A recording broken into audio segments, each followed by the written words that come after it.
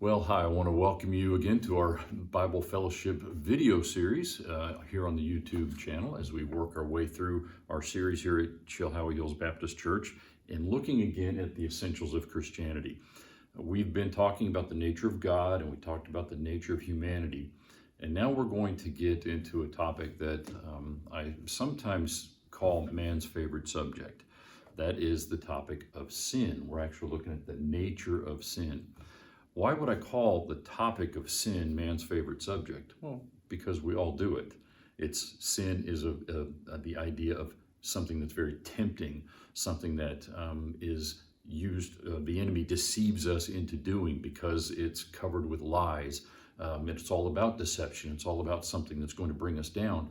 And if it was by definition something inherently evil or tasteless to us, we wouldn't be lured into it. And yet every single one of us that's ever been created has been a victim of this sin. We've got this sin nature, and we're surrounded in an environment that is a sinful, fallen environment. And so really looking back at these essentials of Christianity, kind of going way back a little bit to look at what sin really is all about and why it's such an important topic for us to deal with.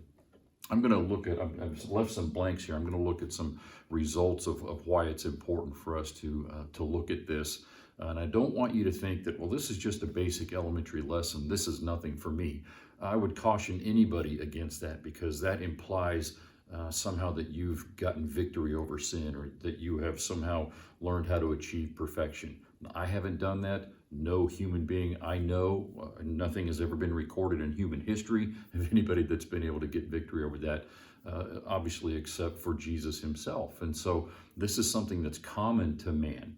It's not a common thing, but common in the sense that every person experiences sin and the temptation and the to our detriment, I would add.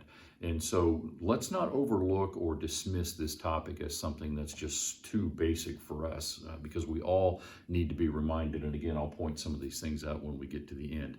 But we're looking at the prophet Isaiah today, specifically the 59th chapter, some of the verses out of that particular prophetic book. And Isaiah, we find writing to the nation of Israel. And if you look at many of those chapters together, Isaiah 59 is just one of those chapters that is part of this bigger discussion about Israel's need for redemption, Israel's need to turn from her wicked ways and to, in turn, face the Lord or turn to him for salvation, for redemption, and to get rid of the issue of sin that so plagued their nation. And so it's very appropriate to us because, as I just said, every one of us is guilty of having this sin nature and of committing egregious acts before the Lord. And so as Isaiah is writing, we take the same principles and the same truths that were given to the people of Israel, and we put it over against our lives, and we say the very same thing is true. The same sin that plagued Israel is the sin that plagues us. Maybe not the specific itemized list of sins, but at the very core, the idea of what we're going to look at that sin actually is, was the same for them as it is for us today. And so we need to listen to what God was speaking to Israel through Isaiah and apply it and appropriate it in our own lives as well. And so I want to begin with Isaiah 59, the first 5 verses, when we look at this whole idea of separation. I'm going to take a break right now, Tony, because I think maybe that this stopped recording and we'll have to edit it if it didn't.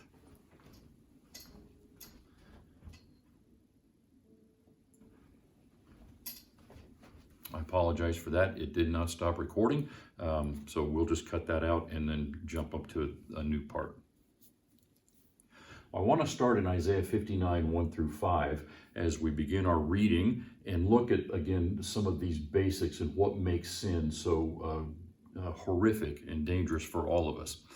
So in verse 1 it says, "Indeed, the Lord's arm is not too weak to save, and his ear is not too deaf to hear. But your iniquities are separating you from your God, and your sins have hidden his face from you so that he does not listen. For your hands are defiled with blood, and your fingers with iniquity. Your lips have spoken lies, and your tongues mutter injustice." Here's a key phrase here. No one makes claims justly. No one pleads honestly. They trust in empty and worthless words. They conceive trouble and give birth to iniquity. They hatch vipers' eggs and weave spiders' webs. Whoever eats their eggs will die. Crack one open and a viper is hatched. Now, obviously, there's a lot of figurative writing, wonderful literature from that perspective, but looking more at what Isaiah is actually communicating here, we see this main idea of separation. The reality is that sin is that barrier between God, the Creator, and His created. It is the barrier between a holy, righteous, perfect, blameless God and man who has been spotted, who has been stained, who has been tarnished with sin. There's a natural division there. We understand that a holy and righteous God can have no place with sin, can have no fellowship with sin.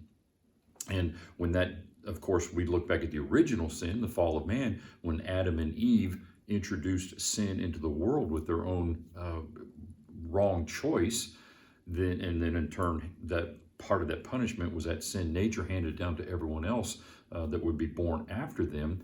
When that happened, there had to be an immediate separation between God and His holiness and His perfection and what sin had brought into the picture. And so we see separation. That's if God created us for fellowship and for a relationship and for us to worship Him, and then something cuts into the middle of that and causes a great divide or a great chasm between us and God, we begin to see the importance of that issue. Now remember, we're not looking at a list of sins. We're not saying, here's what you don't do, and here's what you don't do, and here's what you should have done. We're looking at the nature of sin, this main big picture idea that we have been separated from God. It's some interesting things that are written here. This particular passage talks about the Lord's arm is not too weak to save, and His ear is not too deaf to hear. So God could hear, specifically as Isaiah is writing to the Israelites, he's saying that God can hear you, but in this particular instance, because of your rebellious hearts, He's choosing not to listen. He's choosing not to heed what they would say. And because that's that idea of separation. When you read verses like this, it isn't that God somehow doesn't have the power to defeat sin that's taking place in our lives or in the lives of the Israelites. He's saying that because you are sinning, there is that natural wedge or divide, and that God has every right, not because He can't hear, but to turn His ear away from us. That is part and parcel of this separation that comes between us and God as a result of sin. And he talks about how our hands are defiled with blood and our fingers with iniquity, and all this flowery writing, although in a negative connotation, of this horrible result of us being separated from God. When we talk about being in relationship with God, we don't think about hands defiled with blood. We don't think about fingers defiled with iniquity, or speaking lies, or tongues muttering injustice. And in fact, we don't have any claim to anything righteous when it says in verse 4, no one makes claims justly and no one pleads honestly. We can't come before the Lord and say, well, I'm not a sinner. I've done nothing wrong. We simply can't, because we're all guilty and we're all victims of this divide that has come. And when I say victim, I don't mean something was done to us. I mean, we find ourselves in that situation of being separated from God, and certainly by our own choice and because of the nature that we had. And so our trust is in empty words. The more we get involved in these things, the more that we happen. We talk about our deeds hatching vipers' eggs and weaving spiders' webs. Those are kind of, nobody wants to think about snakes and spiders, but the more we get involved in these things, the worse things tend to get. Whoever eats the egg of the viper, you crack one open and another viper is hatched. It's this idea of just ongoing building, the degree of separation that happens between us and God. In fact, Isaiah refers to the sins of the Israelites some 32 times in different ways in this particular passage. And it's because that's what he's really trying to stress, is sin is the great separator between us and God. So we know that as our basic building block when we're talking about sin. And the same is true for us today. It's sin that separates us from God. when we were born with this nature and we were born into this fallen environment, and then we follow through with our own sinful choices and actions, we are by definition separated from a holy God. And so we begin to understand the magnitude of that situation when we read even verses like this that speak to this. So we're sinners. Let's just take care of it, right? Well, let's look at verses 6 through 8. Isaiah goes on to say, their webs cannot become clothing, and they cannot cover themselves with their works. Their works are sinful works, and violent acts are in their hands. Their feet run after evil, and they rush to shed innocent blood. Their thoughts are sinful thoughts. Ruin and wretchedness are in their paths. They have not known the path of peace, and there is no justice in their ways. They have made the roads crooked, and no one walks on them. No one who walks on them will know peace. Again, this really a terrible picture of what living as sinful people and living as people separated from God really is depicted for us here. And the main thing that we see is that it's this idea here that we cannot cover or cannot fix our situation, but so foregone are we that we don't really inherently desire to fix it. It's as sinful people, it talks about our works are sinful works. We chase after those things that would be sinful. We have sinful thoughts. We don't seek the path of peace. We seek the path of evil, the path that would be full of sin and wretchedness, the path that would serve our own wants and needs. That's just how we're wired with this sin nature, and in main part because we're separated from God. We're separated from His holiness. So is it any wonder as great as this situation is that we cannot cover or we cannot fix this problem on our own? That's what Isaiah is referring to, is we can't cover up our sinful works. Even if we had that desire to or tried to, it would only be out of shame, or it would only be out of guilt, not because we're just so desperate to be righteous and holy. Everything that's in us is saying, do for yourself, please yourself. And even if we did want to try to cover ourselves up, God would see right through it. It would all be a sham and a facade. And so God knows our thoughts. God knows exactly where we are. And that's what Isaiah was telling the people of Israel. You can try to cover your deeds if you feel so led, but you're never going to cover that up. You never are going to be able to fix this sin problem short of God intervening in a mighty and wonderful way.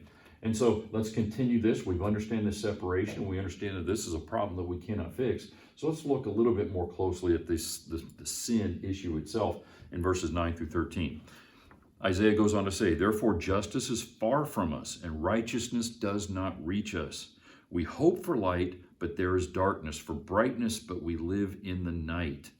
And now listen to these very descriptive words as he talks about what it's like to live life as a sinner, as a sinful person. We grope along a wall like the blind.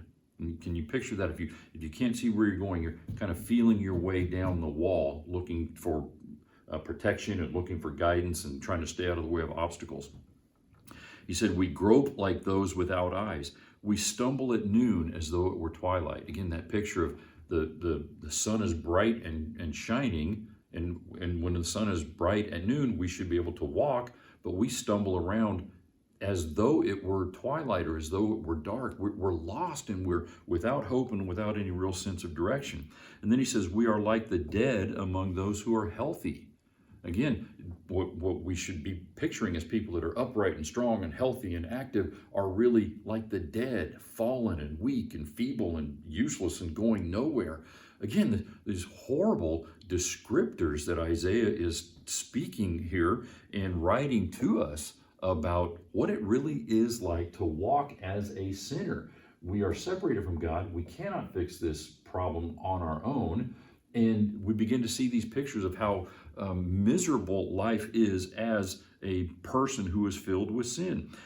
He goes on to say, for our transgressions have multiplied before you, and our sins testify against us. Our very actions are the greatest witness against us if we were in a court of law. It says, for our transgressions are with us, and we know our iniquities. Transgression and deception against the Lord, turning away from following our God, speaking oppression and revolt, conceiving and uttering lying words from the heart. There's a lot there that talks about this idea. I want to go back to maybe some things that we've talked about in previous Bible fellowship lessons. There are plenty of words in both the Hebrew and the Greek that are translated either sin, sinfulness, sinful, that sort of thing, or some other English word like iniquity or transgression, or those sorts of things. Many words, but three of the ones that I think we have covered before, and these certainly aren't, they're part of a list, but not an exhaustive list. But the reason I'm going to stress these again is because it does give us an idea that sin is just no small matter. Sin comes in a lot of different shapes, a lot of different forms, and comes at us in a lot of different manners. One of the words that you may be familiar with is a word called avon, A-V-O-N, and it really means a crooked or perverse approach or a twisting of something that should be straight. And just picture that. That's one way to describe or define sin. We take what should be straight, what should be moral, what should be right, and we twist it and bend it to our own desires and our own wants and needs. That's one way to define what sin is and how we choose ourselves over what should be the path that we should be on.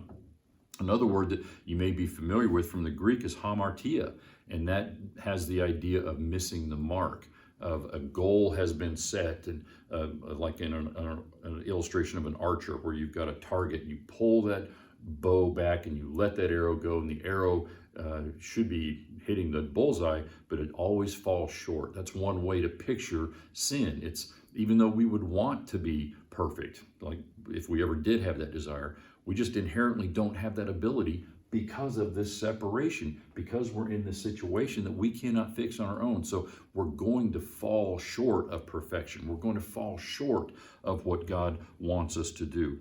But a third one, and that's the word that's used primarily here in Isaiah 59, is this word pesha. It comes in different forms, but that's a basic way to look at it. And it really has this idea of trespass or out of bounds.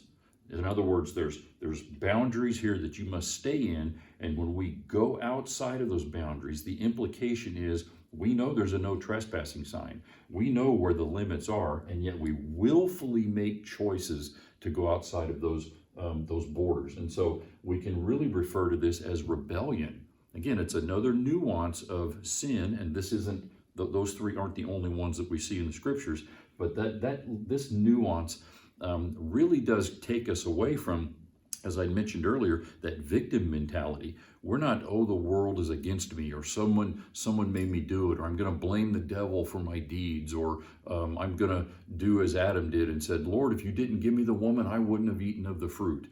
No, this is willful rebellion. And if you're honest with yourself, and I'm honest with myself, more often than not, the sinful activities that you and I engage in, we know that we're not supposed to be doing. Very rarely, I believe, does sin sneak up on us and we find ourselves doing something and think, oh, wow, that was sin. Now, sometimes there are some like that. Maybe take gossip, for example. We might find ourselves talking about someone, and maybe we need to kind of realize, or maybe have someone remind us that that might not be the appropriate way to handle that. You don't need to be sharing information. And so there may be some things like that. But even if someone has to point it out, if we're honest with ourselves, we will understand, yeah, I know what gossip is.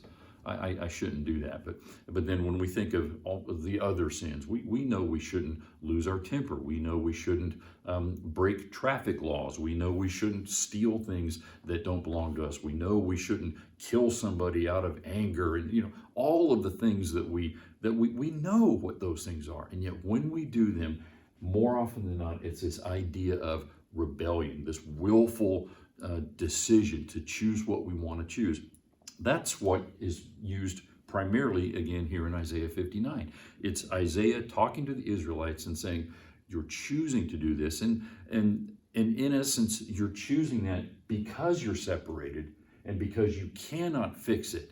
So it really kind of leaves us with a bit of a hopeless situation.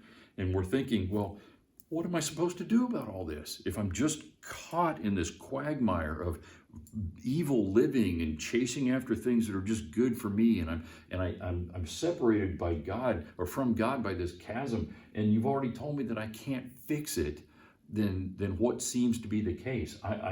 Do I have any other choice but to rebel? Well, obviously there are some solutions to that, and I want to point out that we'll look at that more in depth as we're part of this series is leading us up to Easter, where we really do celebrate the death, burial, and ultimate resurrection of Jesus. And so we're building up to that, which you can have probably already sensed by now working through this series. But when we read through this, we understand that we've got this issue. There's three things that I think are very important for us to remember. One of the main needs as we go through this is clearly salvation. It's clearly that idea that we see that we stand in need of having our sins forgiven. We need to have the blood of Christ shed that has been shed for us. We need to appropriate that and accept it. And it is Christ that fixes this or creates that bridge over that great separation. And so salvation is that first need that we have. Another one of the things that I see that is appropriate for us as we apply it to ourselves is this idea of right living or righteousness. Now, you might be listening to this video or sitting in a Bible fellowship class and you say, well, I've got the salvation issue down. But when we still look at some of these horrible things, are those ever part of our lives, even as saved people? Well, sure. And so we need to be reminded that when I am sinning, I'm rebelling against God. Especially for those of us that have been saved, it ought to be even more poignant for us to think, my life ought to reflect one of a saved person, a person who has seen victory over this and had that separation taken care of, who have had that problem fixed, not in my own strength and power, but through someone else. I should not be rebelling. And so salvation is one step, and right living would be another lesson we can learn. I want to give you a third one. Again, not exhaustive list, but just things that come to my mind. And that is this idea of evangelism. And it's kind of appropriate. We just had Missions Sunday last Sunday here at the church, and we're focused on evangelism and that sort of thing. But when we look at all of this picture about sin and how horrible it is, we need to sometimes move our thinking from how does this apply to me to understanding, especially if we're saved and especially if we're really doing okay on the right living part. Not perfect by any means, but we're really seeking to live for God. Our story doesn't stop there. Our story must continue with, hey, the world around me, the people that don't know the Lord, this is where they are. They're separated. They're in a situation where they cannot cover or fix their own sins. They're in a state of rebellion with their acts and the way that they live. And so this is very natural for us. If this has been resolved, this is kind of that conviction that comes with discipleship and righteousness and seeking to grow in spiritual maturity. But this is the other aspect. This isn't just about you and me. It's about then taking this message to the world around us because they are right back up here. And so it's important that we understand this and think about it not just from a selfish perspective. And so that'll be something that will be good for us to be reminded of. I want to finish by just reading a quote found in a book, and this quote was attributed to Alexander Maclaren. It's a little bit of Old English writing. It's an ancient, well, not ancient, but it's an old quote. And I want to just use it as our segue as we wrap up this lesson, and then, of course, look next week as we begin to talk about the death of Jesus and what that means as one of the essentials of Christianity. And so stick with me for just a moment as we read this. It is not because God is great and I am small. It is not because he lives forever and my life is but a handbreadth. It is not because of the difference between his omniscience and my ignorance, his strength and my weakness, that I am parted from him. None of those reasons are why we're separated from God. Your sins have separated between you and your God, and no man, build he Babels ever so high, can reach thither. There is one means by which the separation is at an end, and by which all objective hindrances to union and all subjective hindrances are alike swept away.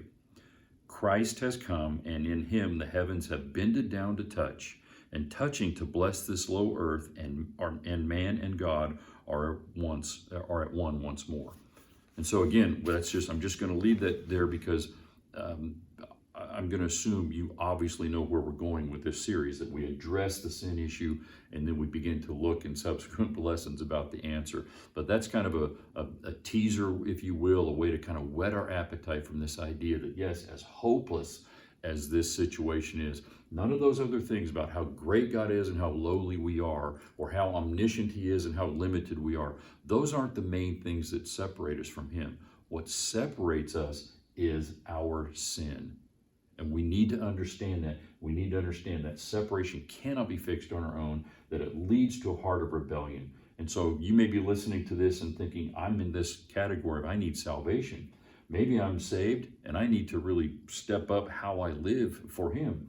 And maybe I've got these things done, but I need to worry about other people because, again, they're in the same position of hopelessness. And we need to really grab onto that truth, that it is God and His answer through Christ that addresses this main issue of separation. So stick with us as we move into the next lesson, again, looking at the death of Jesus as we ultimately build up to towards Easter Sunday, which is that day that we truly recognize and set aside that one day truly to focus on the resurrection. And so I hope that's an encouragement to you, and I hope that you're going to continue to join with us, either if you're online through Zoom with one of your classes, or coming as we're meeting in person.